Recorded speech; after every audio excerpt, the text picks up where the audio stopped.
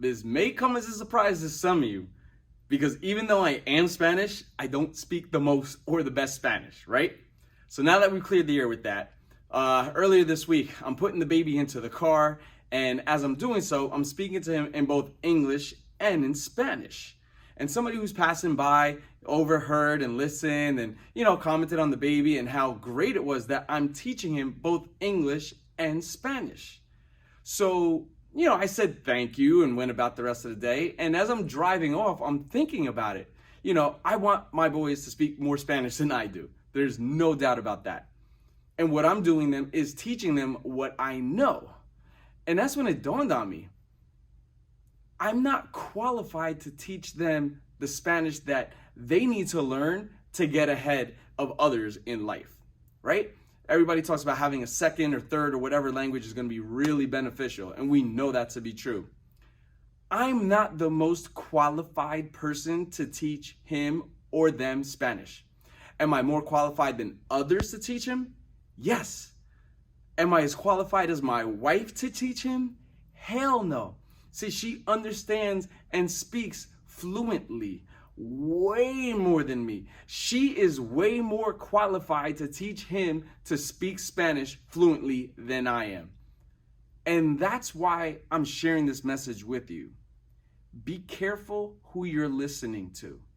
Be careful who you're listening to. Be careful who you're learning from. Be careful who you're taking advice from.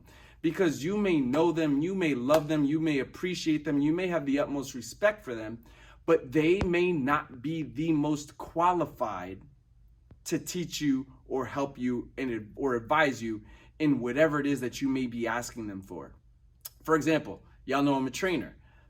I see very often people training, they're working with somebody or following a program of some sort, and while they're doing really well and getting great results for themselves, when people start hitting them up and saying, what are you doing? Where are you working? Can I work out with you? Can you train me? Blah, blah, blah, blah, blah.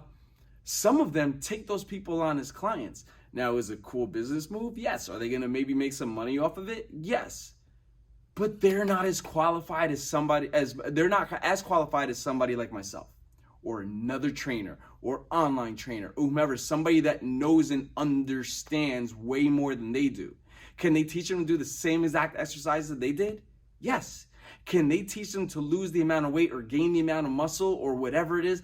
Probably not as well as somebody who is qualified for that job. Same thing with advice. Crypto is a huge thing right now, and I have a lot of people asking me questions because I do some things on the side. I'm not qualified to give advice. And so I say, you know what? Follow the people that I'm following. Listen to the people that I'm following. Follow the people that have done it over and over and over and over and having the success and are trained in it and have true understanding in it so that you could learn. This way you don't make any financial mistakes, okay? And so many other aspects in life. Listen to those, be careful, and please listen to those that are qualified to teach you, to work with you, to train you, to advise you. Because while many people may have your best interests at heart, like I do for my son in teaching him the Spanish that I know, they may not be able to get you over to the next level. I appreciate you guys taking your time and listening to this message.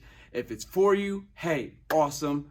And if it's not for you, that's totally cool too. But please do somebody a favor and share this message. Because like I always say, it might not be for you right now, but it's definitely for somebody else out there. Let's get